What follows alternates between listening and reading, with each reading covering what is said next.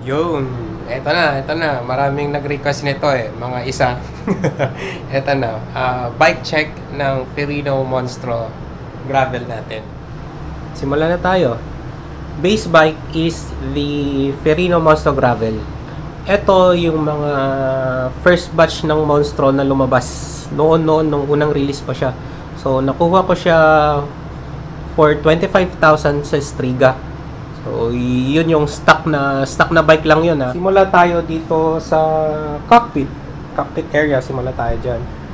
Ang handlebar na gamit ko ngayon is Shimano Pro Discover. Ito yung medium flare, 400 mm width, C2C. Tapos 12 degrees flare. Ayan. Bali ano siya, nakuha ko siya for 2,300 sa Shopee lang. Tapos, next is, sunod natin yung stem. Ito is, salsa guide. So, bali, siya, 70 mm. Tapos, negative 6 na rise.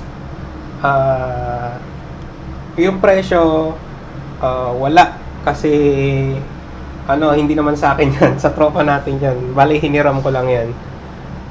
Ang ilalagay na lang natin na cost is yung pinalitan ko, which is yung Control Tech dati yung nakalagay dito na 60 mm, naghaba lang ako 70 ngayon. So ang nakuha ko yon for 1.8. So 1.8 na lang yung i-declare natin na cost ng stem. Tapos sa bar tape naman, Cyclovation, cost nito 1.3 ata. Nakalimutan ko na, basta 1 plus yun. Tapos na tayo dito. Ang isunod natin is saddle. Ang saddle natin is Cell Italia Model X Leaf version. Nakuha ko sa life cycle for 2,000 lang. So, ayan. Next na pinalitan natin is dito na lang din, seat post. So, tusik lang yan, mumurahin na CF. 800 ko lang ata nakuha yan. So, ayun. STI, tsaka RD. Ito, Shimano GRX, RX600, paired with RX812 na RD. So, STI plus RD, nakuha ko for 25K. 25,000. So, dagdag na natin sa cost yun. Tapos, nandito na lang din tayo sa drivetrain. Dagdag na natin sa cost itong kadena. KMC X11EL. Nakuha ko for 2,300. Tapos, sunod na natin tong crankset. Ito si Xenix GR3, nakuha ko for 3.3. Tapos naka-BB yan ng Ultegra or GRX BBR60 na Shimano. Ang kita. Basta yan, Shimano yung BB yan. Nakuha ko yan for I think 800 ata. Sa shop ko lang din in-order yan Tapos pedals, ME 700, nakuha ko for 1.7. Tapos dito pa rin tayo sa baba. Yung cogs niya stock pa rin, so walang dagdag sa cost yan. Yung wheelset na yan pala, wheelset na gamit natin is Giant PX2. Yan yung stock na wheelset ng Giant Revolt Advance. So ito yung 24 holes. Tapos yung rim niya is, yung internal width ng rim niya is 25 mm. So malapad. So yung nga, nakuha ko siya for, jackpot ako dito, 4,000 pesos. Tapos hindi siya nagamit. So bali nagpalit agad yung dating may-ari na ito. Palit siya agad ng wheelset. So 4,000 pesos, dagdag na natin sa cost. Tapos nasa wheelset na lang din tayo. May extra pa akong wheelset dyan. Yes, dalawang wheelset ko. Ito yung pang dry na wheelset. Ito yung pang wet na wheelset. So, ito yung stock na hubs pa rin ng Torino Monstro. So yan pa rin yung Sagmit na anong modelo ba to? Sagmit Evo 3.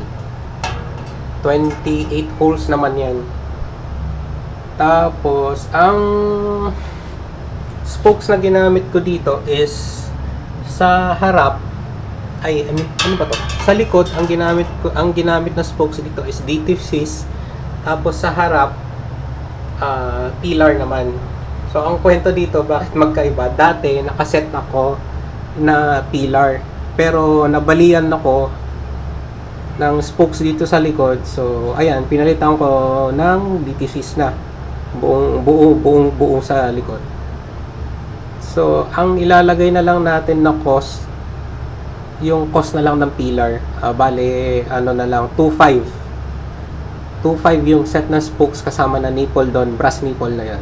Tapos yung rims naman, which is Cruiser XR 400, nabili ko for 3,000 plus 3,300 ata, 3,200, so, basta 3 lagay na lang natin 3,000.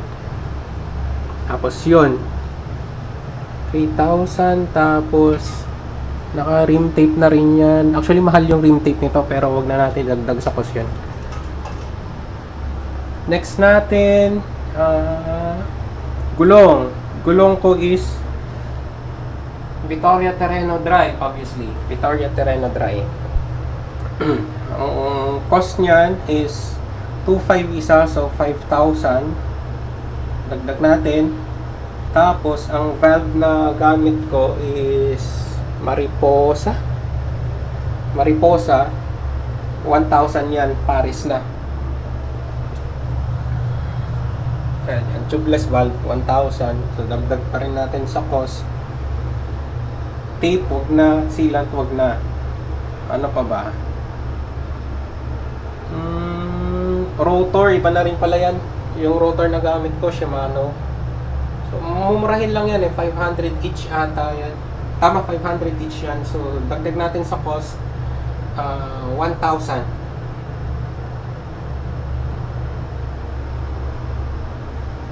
So, bottle cage, wag na yan. Yung mga accessories, wag na natin ilagay. So, magkano na lahat?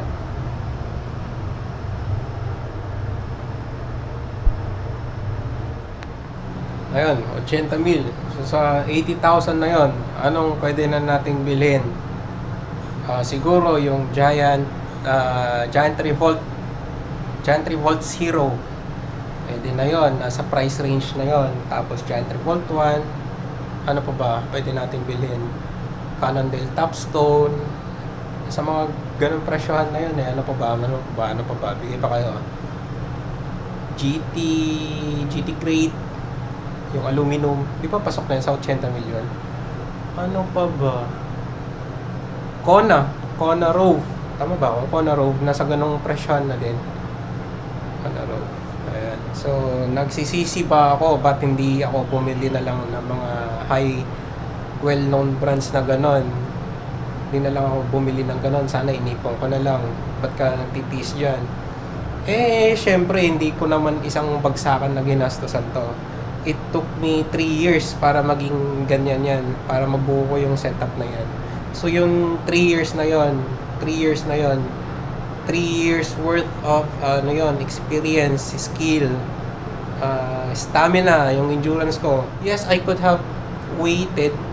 Yes, inipon ko na lang sana, pero ayun nga, pag inipon ko yun, pag nag-antay ako, wala yung 3 years na skill ko na yun, wala yung experience na yun.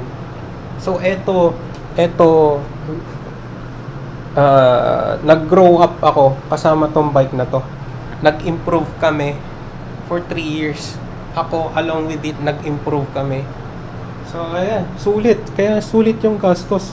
Tsaka, pag may nasira, doon ko lang pinapalitan. Pag may gusto akong itry na bagong fit or bagong subukang tech, doon ko lang siya pinapalitan eh. Hindi isang bagsakan. That is my 80,000 Perino Monstro Gravel. Kita-kits. Ano pala? Ultra Gravel. Kita-kita.